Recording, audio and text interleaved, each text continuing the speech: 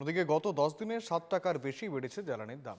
এর সঙ্গে পাল্লা দিয়ে বেড়েছে নিত্য প্রয়োজনীয় সামগ্রীর মূল্য। ওষুধের দামই বেড়েছে অনেকটাই। অ্যান্টিবায়োটিক থেকে শুরু করে ডায়াবেটিস, উচ্চ রক্তচাপ সহ একাধিক ওষুধের দাম বেড়েছে। ওষুধ কিনতে এখন মাথায় হাত মধ্যবিত্ত রোগী পরিবারের। ওষুধের মূল্য বৃদ্ধি নিয়ে লামডিংবাসী ঠিক কি বলছেন শুনে নেওয়া যাক। मेडिसिन का दाम बहुत बड़ा है। ये शुगर का, प्रेशर का, किडनी का, हर हर दवा के इतना दाम बढ़ा है जो खरीदना मुश्किल है हम लोग कितना अभी पेंशन पाता है, कैसे हम लोग चलेगा? इतना कम पैसा से संसार चलाएगा ना? मेडिसिन गिनेगा ना? आपको बाजार में भी हर चीज़ का दाम बढ़ गया, कोई भी सस्ता नहीं है। चावल भी दाम बढ़ गया, तेल, नमक, दाल सबका दाम बढ़ गया, सब्जी भी बहुत दाम हो गया। अगर सरकार अगर चाहे तो कमा सकता है, सरकार कमाने से ठीक है।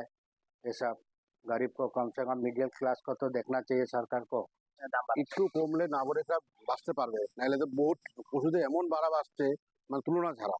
তা আমাদের মিডল ক্লাসের লোক বহুত প্রবলেম হচ্ছে। আপনারা যদি চান, মানে আপনাদের উপরে এটা, আমাদের তো উপর না, আমরা কিনে তো মেডিসিন খেতে হবে।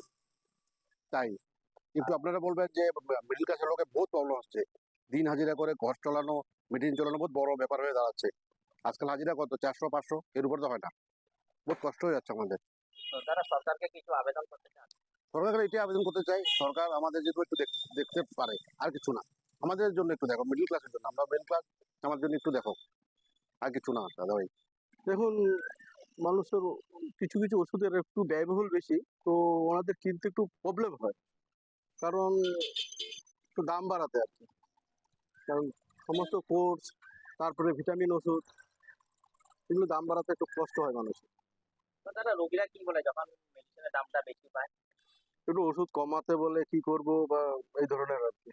কেউ কেউ অনেকে ট্রিটমেন্ট করেই ভালো করে, অনেকে করতেই চায় না। তো এইটো বহুত বেয়া প্ৰভাৱে পৰিছে, আমি দেখিবলৈ পাইছো।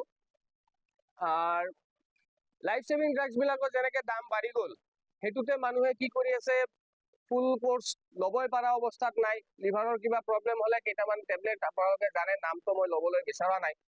এইবিলাক 700 ৰুপিজ পাৰ ষ্ট্ৰিপ দাম আছিল, 750, এইটো 900, 950, এতিয়া 5 ষ্ট্ৰিপ হৈ গৈছে। তো মানুহে এতিয়া কি কৈছে, মেডিচিন বিলাক বন্ধ কৰি দিছে।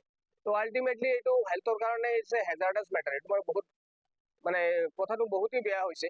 অনলাইনত মেডিচিন সস্তা আৰু অফলাইনত এক্সপেঞ্চিভ, সেইটোতো এইটো পুৰা বেলেগ এটা ছেগমেণ্ট। সেইটো লৈ আমি ফাৰ্মাচিষ্ট বিলাক আৰু ড্ৰাগ ডিলাৰ এছ'চিয়েশ্যন বিলাক এইটো প্ৰটেষ্টো কৰি আছো। এইটোতে কি হৈ আছে, অথেণ্টিচিটি অফ দ্য মেডিচিন যোনটো আছে সেইটো ষ্টাব্লিছ কৰিব পৰা নাই।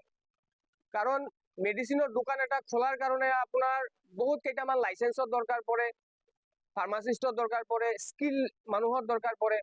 অনলাইনত আপোনাক কোনে আহি এটা মেডিচিন দি আছে, আপুনি অৰ্ডাৰ দি আছে, আপোনাক সিহঁতে বেচালৈ কাম, সিহঁতে আপোনাক দি দিব, আপুনি লৈ খাই আছে। তো এইটো হেল্থৰ কাৰণেতো হেজাৰ্ড আছে, এইটোতো ভাল কথা নহয়, এইটো কোনো ৰকম ভাৱেই নহয়।